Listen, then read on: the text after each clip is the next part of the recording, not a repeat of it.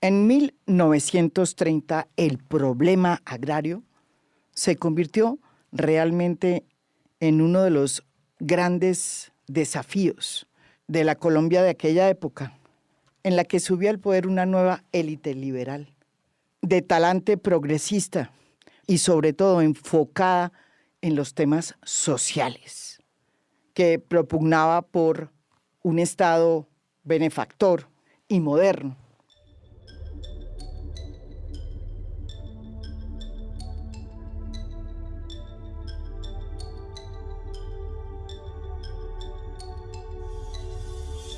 Esa nueva élite integrada por jóvenes, políticos, dirigentes, retomó varias de las banderas de esos 23 o 24 años que duró la Constitución Radical, que por primera vez en materia de tenencia de la tierra estableció que la tierra era para el que la trabajaba.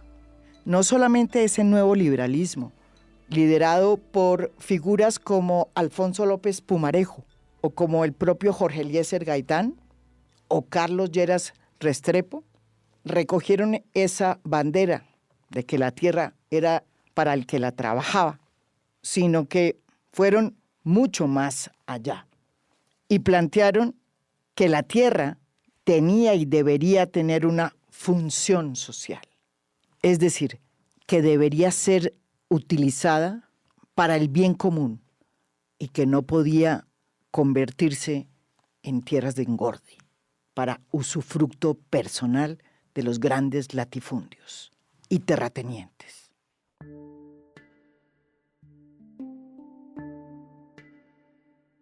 En septiembre de 1934, López Pumarejo escribió lo siguiente: una república campesina como la nuestra necesita leyes más justas y democráticas sobre la propiedad de la tierra, sobre su uso y sobre las relaciones entre el dueño de la tierra y el trabajador asalariado.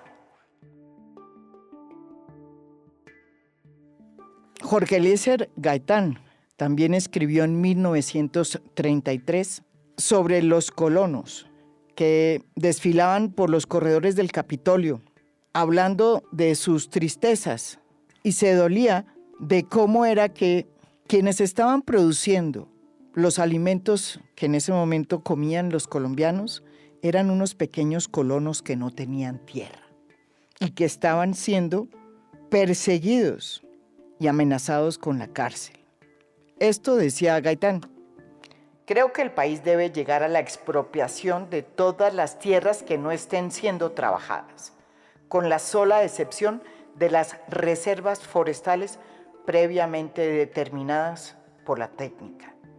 Es necesario afirmar igualmente como criterio directivo en estas materias que los derechos sobre la tierra solo pueden fundamentarse en el esfuerzo humano, ya que la tierra, como el aire y como el agua, son elementos naturales, indispensables para la vida humana.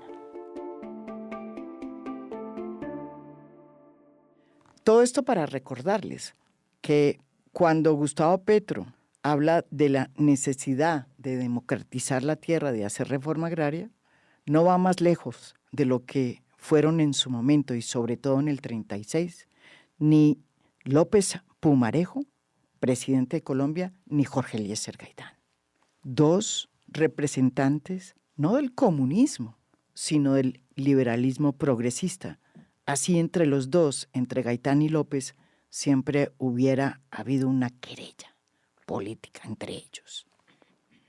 Desde que llegaron los liberales al poder en 1930 con Enrique Olaya Herrera, un liberal más moderado que lo que después vendría a ser López Pumarejo, pues el problema agrario era uno de los conflictos más complicados que tenía la Colombia de ese momento.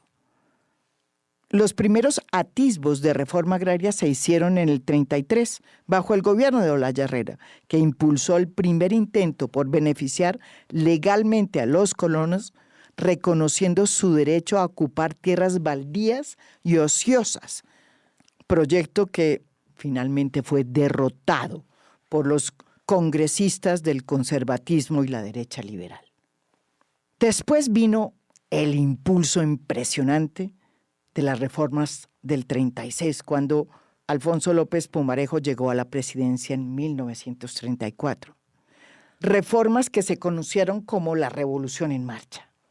Un cambio de gran envergadura que precisamente por lo mismo alarmó profundamente a las élites políticas y económicas que representaban el statu quo. Las reformas del 36 propusieron un Estado intervencionista por primera vez, y sobre todo en el tema de la explotación de las industrias y empresas públicas con el fin de racionalizar la producción y proteger los derechos de los trabajadores. Se creó el impuesto, por ejemplo, a la renta por primera vez, medida que produjo el rechazo de los más altos círculos empresariales. Se reformularon de nuevo las relaciones entre el Vaticano y el gobierno a favor del Estado laico, recogiendo las banderas de la época radical, y se dispusieron medidas para hacer más laica la educación, cosa que se entendió como un golpe directo a las élites conservadoras que mantenían una fuerte alianza con la Iglesia Católica. Sin embargo, la reforma que más inquietó a esos representantes del establecimiento fue la propuesta de reforma agraria. No solamente decía que la tierra era para el que la trabajaba, sino que le otorgaba una función social y establecía mecanismos para la expropiación de tierras de engorde bajo el principio de la utilidad pública. El historiador Álvaro Tirado explica muy bien cómo era la Colombia que sirvió de escenario para la reforma del 36 y sobre todo para esta reforma agraria que tanto molestó a las élites que estaban en el poder y que querían que nada cambiara, a pesar de que había en el país un serísimo problema agrario, por cuenta de la concentración de la tierra y la inequidad que había en el campo colombiano, donde se producían los alimentos que comían los colombianos. En el año 30 hubo un cambio de régimen notable en el país. Uh-huh. El Partido Conservador había gobernado por 44 años. Sí. Y cada vez se había volviendo más arcaico, más clerical, más... Incluso dentro del mismo Partido Conservador surgieron sectores muy rebeldes. Los leopardos, muy hacia la derecha, rebeldía contra esos dirigencia conservadora. Y el Partido Liberal renovado, ideológicamente sobre todo, y eso hay que tenerlo en cuenta. El hito es el año 36, para el momento actual.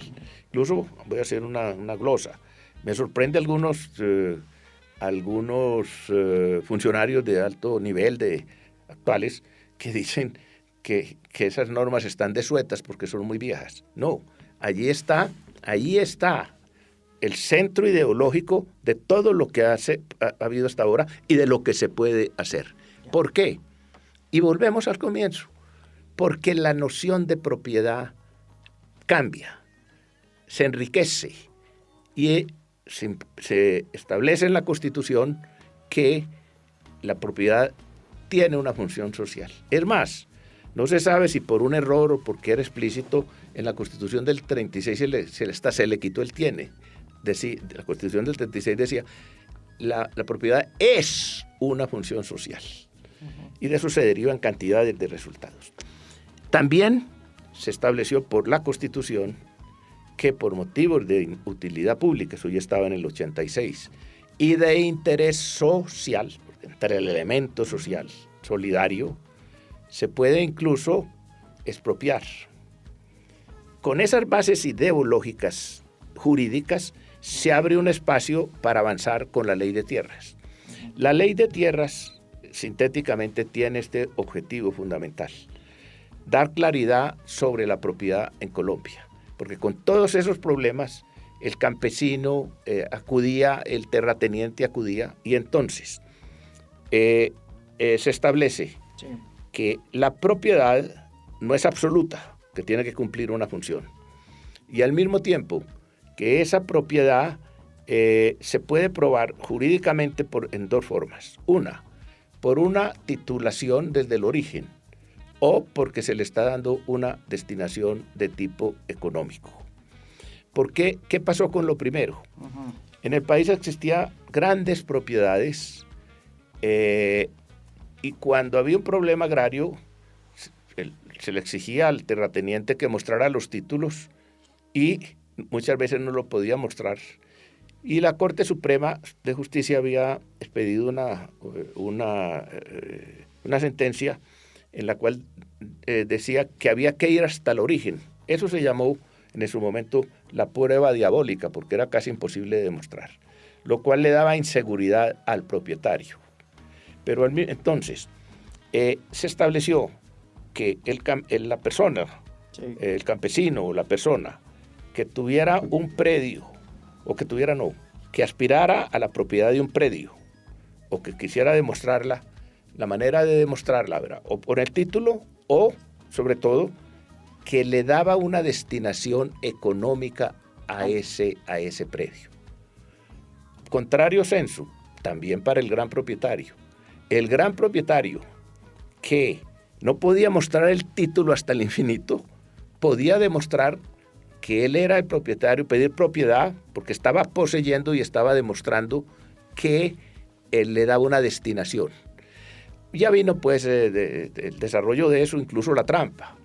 La destinación económica exigía una destinación real. Muchas veces el terrateniente o el propietario agrícola, para soslayar eso, decía que un predio de 300 hectáreas tenía un mayordomo y 3 vacas, y se lo aceptaban en un juicio. Esa era la realidad. Pero indudablemente los parámetros de la Ley 200 del 36 siguen vigentes filosófica y jurídicamente. Exacto. Para las élites que representaban el statu quo, sobre todo muchas de ellas en el Congreso, que eran además terratenientes, liberales y conservadoras, que representaban además al conservatismo y a la derecha liberal, esta reforma agraria del 36 fue toda una afrenta. Los terratenientes de ambos partidos, óiganme bien, representando a la derecha liberal y al conservatismo, se aglutinaron y crearon un nuevo movimiento que se llamó Acción Patriótica Económica Nacional, APEN. Mientras se abría paso la reforma agraria y se iniciaba un periodo de titulación de tierras y de adjudicación de baldíos, los intereses representados en APEN crecían en el Congreso. La pausa de este ímpetu reformista llegó cuando se eligió como nuevo sucesor de López Pumarejo a Eduardo Santos, un liberal recatado que desaceleró completamente la titulación de tierras y le puso trabas al Estado para que los latifundistas pudieran seguir manteniendo sus tierras improductivas y evitar que estas tierras llegaran a manos de colonos.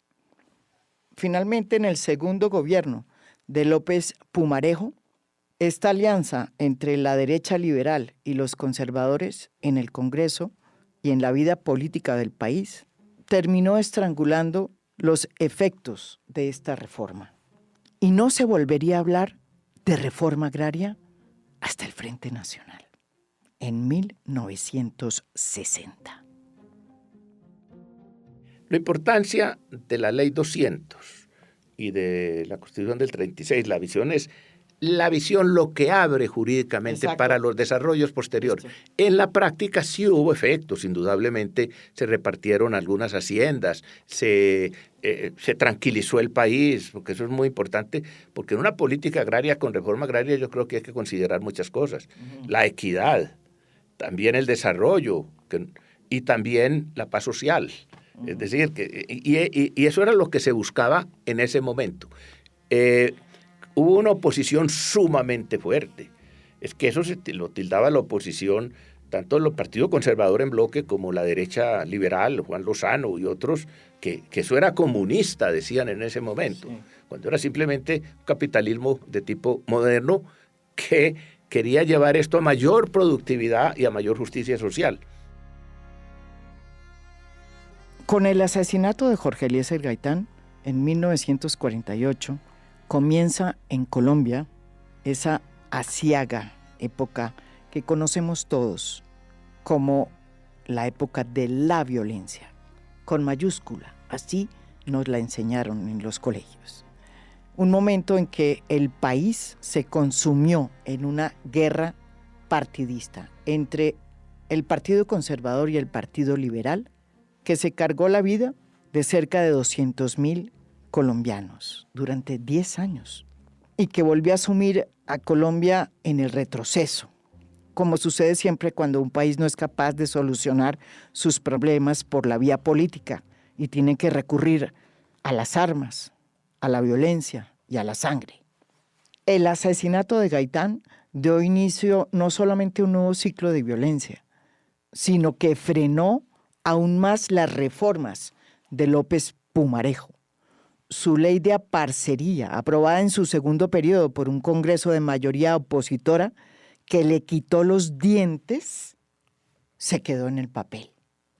Y la reforma agraria se fue marchitando, no solo porque el gobierno de López Pumarejo se fue quedando sin apoyo y sin fuerzas, sino porque las fuerzas conservadoras que subieron al poder en 1944 hicieron todo lo posible por sepultar los vientos reformistas y sobre todo la reforma agraria. La República Liberal termina en 1946, cuando después de que la oposición liderada por esa franja de derecha del Partido Liberal logra sacar del poder a López Pumarejo. Años antes de que termine su mandato, sube al poder Mariano Ospina Pérez, quien está de presidente el día en que asesinan a Gaitán, en 1948, cuando él estaba a puertas de convertirse en el jefe del Partido Liberal. Iba a ir unido el Partido Liberal y muy posiblemente iba a ser el próximo presidente de Colombia. Esas elecciones, las elecciones del 50, fueron unas elecciones que se realizaron en medio de una tensa situación de orden público y una crisis política que se había originado con el asesinato de Jorge Eliezer Gaitán. Se cerró el Congreso por orden del presidente conservador Mariano Ospina Pérez. Se atizaron los odios entre los dos partidos y el Partido Liberal, que dominaba el Congreso, decidió no ir a esas elecciones, aduciendo que no tenía garantías, ya que el hermano del candidato del Partido Liberal en ese momento, que era Darío Echandía, había sido asesinado. De este modo, Laureano Gómez, que había sido el dueño de la oposición durante los gobiernos de López Pumarejo, que se había puesto las reformas del 36 y que había dicho que si esas reformas, como la reforma agraria, llegaban a tener éxito en el territorio colombiano, la república sería invivible, resultó electo en las elecciones de 1950.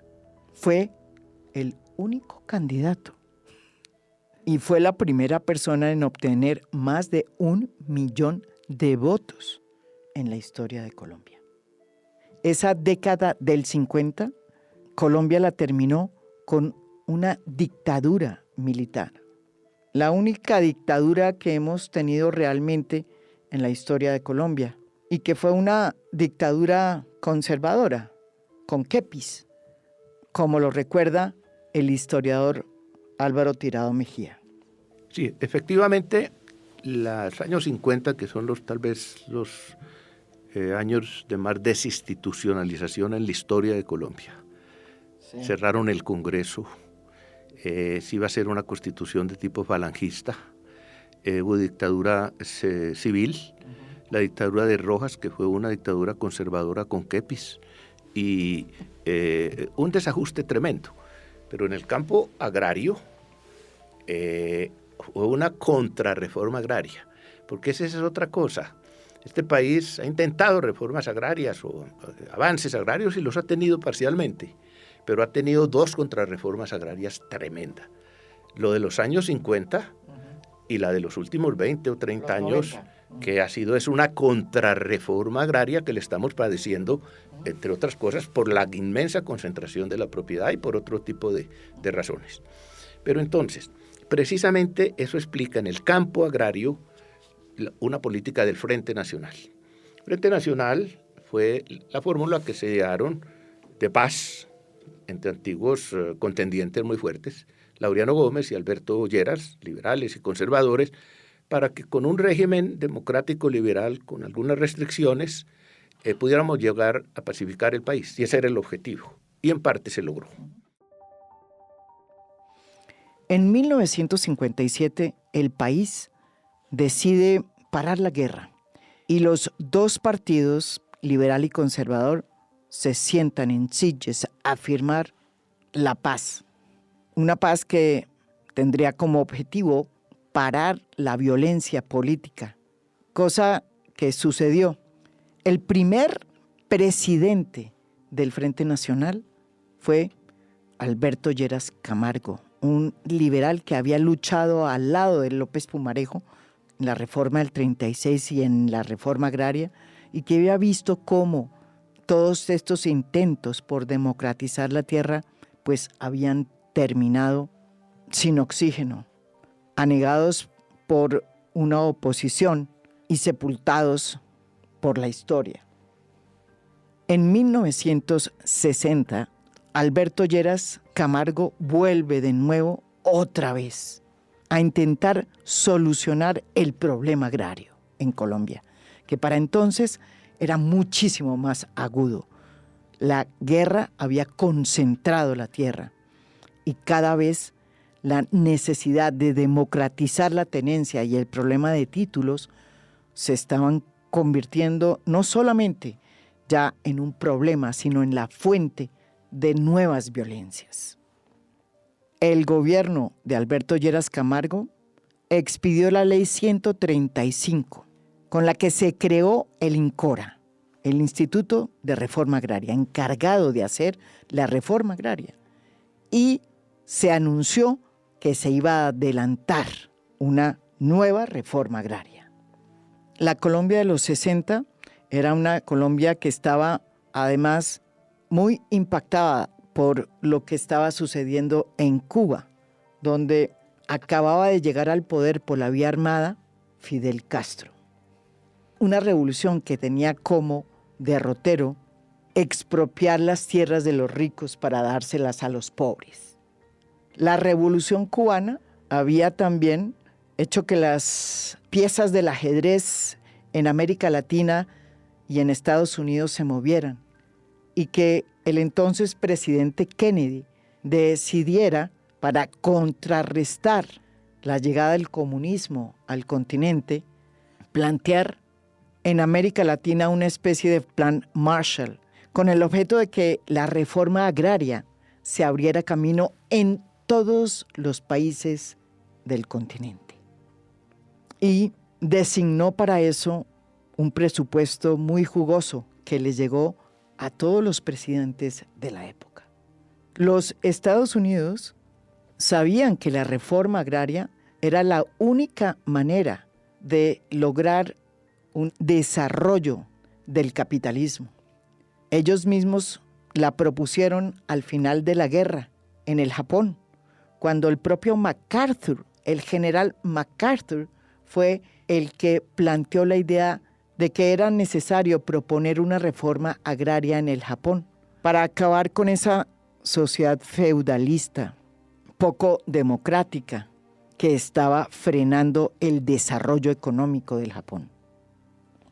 En el discurso que Alberto Lleras presentó ante el país, habló de nuevo de que la tierra era para los que la trabajaban y que debería tener una función social para que quienes no tuvieran tierra pudieran acceder a ella.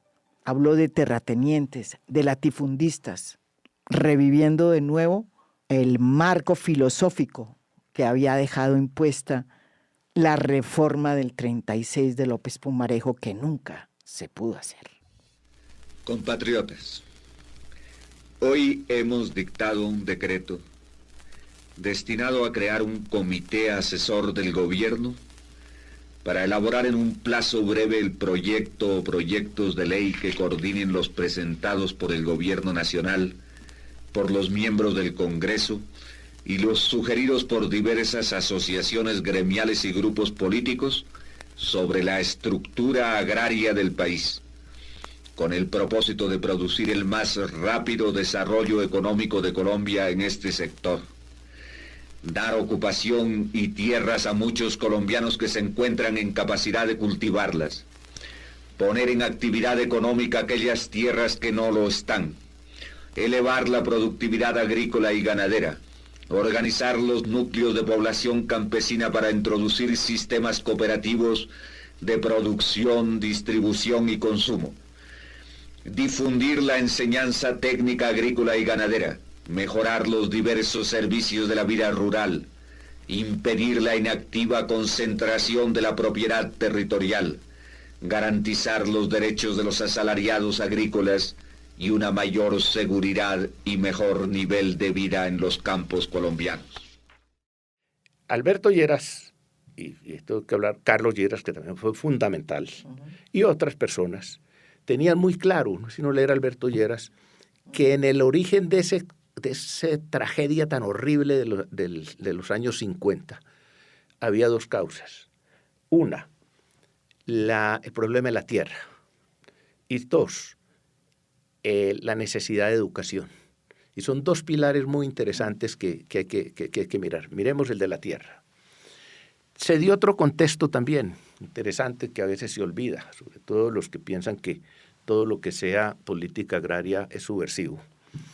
Vino la Revolución Cubana y para enfrentarla, oponerla, el presidente Kennedy ideó la Alianza para el Progreso, con motivos para fortalecer la democracia en el continente y modernizar, porque en su equipo, también según el diagnóstico de ellos, de Harvard, de grandes pensadores, era que precisamente la falta de modernización contribuía a la violencia en América Latina. Y entonces, en Punta del Este se estableció para la Alianza para el Progreso que se debían dictar reformas agrarias en toda América Latina y que los Estados Unidos propiciarían, incluso con fondos económicos, la realización de esas reformas agrarias. O sea, el diablo haciendo hostias para algunos, Estados Unidos, pero como es lógico, proponiendo, porque tenían razón, una base democrática claro. Implica una base económica democrática. Entonces, en ese contexto se discutió la reforma agraria del año 61, de donde, digamos, se crea el INCORA como instituto. Después de la ley, inmediatamente se dictó el decreto creando el INCORA.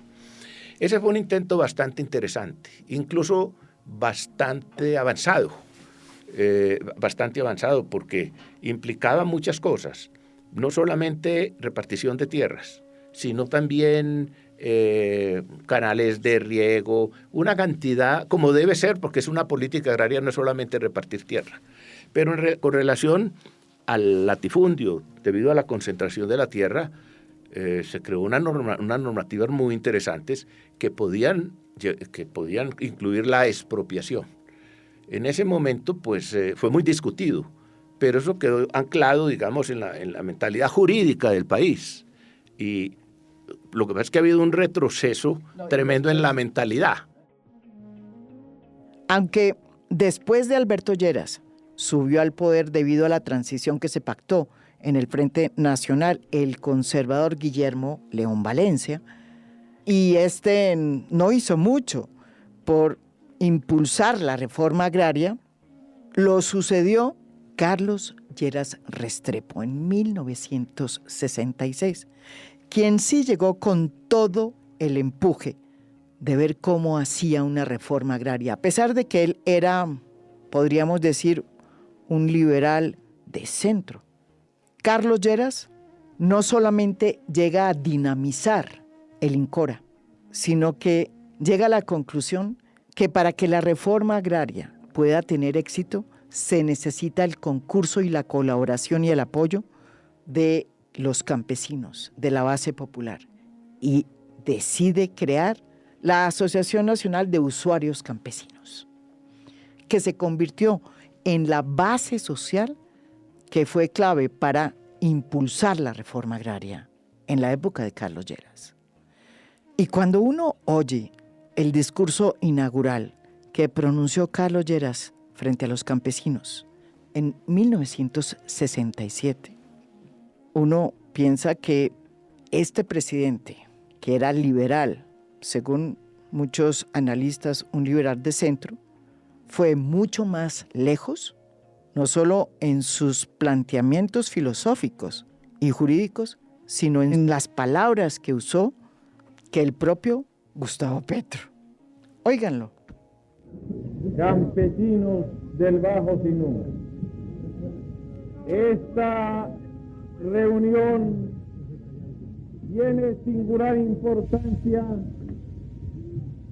principalmente porque en ella, con la entrega de certificados a los arrendatarios y a parceros, se inicia en Colombia el cumplimiento de una disposición que estaba ya en la primera ley de reforma social agraria, pero que tuvimos que complementar con las disposiciones de la ley primera de 1968.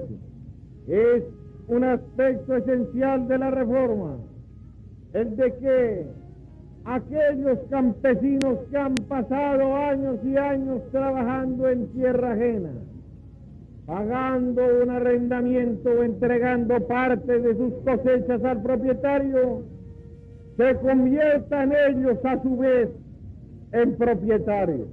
Ya no podemos seguir viviendo una época de caciques.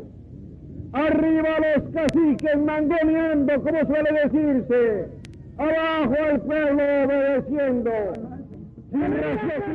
Es que Carlos Lleras, y uno lamenta cómo, no sé si es el olvido en ciertos voceros oficiales, cómo no mientan a Carlos Lleras. Si alguien trabajó por el problema agrario en este país, yo creo que nadie más en Colombia, pues desde el punto de vista, digamos, oficial, trabajó tanto ese problema. Ya lo citábamos, desde los 28 años con Gaitán resolviendo los problemas agrarios de Cundinamarca. Después, con la reforma agraria. Y después en su gobierno también. Entonces, esta reforma, digamos, yo mismo tengo en mis trabajos asuntos críticos, porque no tenían unos propósitos, como incluso muchos de los propósitos de la Alianza por el Progreso, que se quedaron en el papel. Pero también hubo avances en la reforma agraria. Lo que pasa es que el gobierno siguiente, que fue el del doctor Guillermo León Valencia, tenía una mentalidad totalmente conservadora.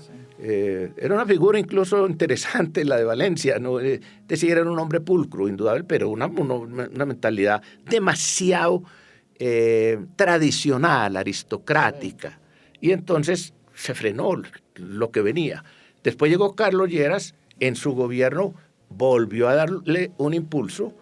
La NUC, hay que decirlo, para empezar, es el movimiento social, o llamemos así, o campesino, no solamente campesino, más grande que ha tenido la historia de Colombia. Realmente eso fue arrollador. Lo impulsó Carlos Lleras desde la presidencia de la República. Tuvo un final triste, desafortunadamente. El doctor Lleras acudió a ese apoyo que es necesario y que es lícito, de un apoyo político a una acción política al final de su gobierno. No sé por qué lo dejó hasta el final de su gobierno. Segundo lugar, por el apoyo, porque la oposición tremenda del sector terrateniente del país, que fue tremenda. Pero tercero, que se olvida, por las divisiones de la izquierda.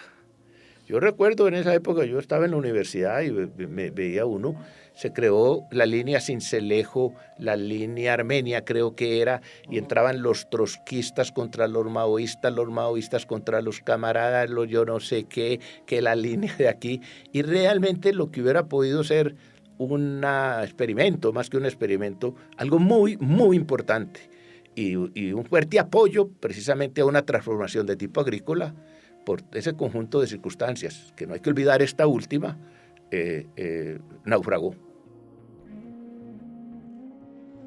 La reforma de Carlos Lleras, como sucedió con la reforma del 36 de López Pumarejo y como sucedió también con las reformas radicales, naufragó cuando llegó al poder el gobierno conservador de Misael Pastrana y consideró que había que enrutar el país hacia otros destinos. Y en lo que se conoció como el Pacto de Chicoral, en el que estuvieron representantes de la derecha liberal y del Partido Conservador, se repitió de nuevo la historia. Y se volvió a estrangular la posibilidad de que en Colombia hubiese reforma agraria. Y como sucedió en la época de los 30, vino uno de los peores ciclos de violencia en el país, en donde especialmente en los 90 se hizo una nueva contrarreforma agraria que volvió a concentrar aún más el poder de la tierra en Colombia. La palabra reforma agraria volvería a pronunciarse muchísimos años después, el día que llegó al poder Gustavo Petro, porque ni siquiera durante el gobierno que firmó la paz con las FARC de Juan Manuel Santos, esa palabra se pronunció. Tampoco pasó nada en el gobierno del presidente Ernesto Samper Pizano, a pesar de que sacó una ley de reforma agraria en la que autorizó al INCORA, que entonces existía, para adquirir por negociación directa o por expropiación, óigame la palabrita, los terrenos que necesite para cumplir con el programa que beneficiaría a 700,000 familias campesinas. Fue en la época de Samper la última vez realmente que se habló de reforma agraria como tal, porque repito, años después, cuando se hizo el acuerdo y se firmó el acuerdo con las FARC entre el gobierno Santos y la ex guerrilla comunista, la palabra reforma agraria no apareció. Y se pactó fue un punto muy importante, que es el punto número 1 del acuerdo, la reforma rural integral, que básicamente lo que plantea es la necesidad de titular predios a campesinos que no los tienen, actualizar urgente el catastro multipropósito para aumentar el precio del predial rural y asimismo aumentar las arcas de los municipios con el propósito de que generen planes de desarrollo, que saquen a los territorios del atraso en que están por cuenta de la guerra. Y crea además un fondo de tierras de 3 millones de hectáreas para que sean repartidas a lo largo de 8 años después de firmado el acuerdo entre los campesinos que no tienen tierras en Colombia. En esta serie que hemos denominado Manual para desactivar el temor a la reforma agraria, hay que decir que Colombia duró desde el gobierno de Samper sin que esta palabra, reforma agraria, formara parte de la agenda nacional. En el próximo capítulo, la reforma que propone Gustavo Petro, después de tantos años de evitar la palabra. ¿Cómo es? ¿Cuáles son sus dimensiones? Y desde ya les digo que vamos a descubrir que todos estos intentos que se hicieron por parte del progresismo liberal en el siglo XX han ido mucho más allá que lo que hoy propone Gustavo Petro. Esto es A Fondo. Mi nombre es María Jimena Duzán.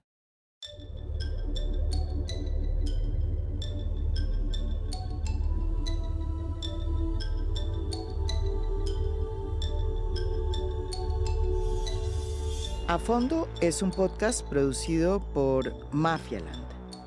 Producción general, Lucy Moreno. Postproducción de audio, Daniel Chávez.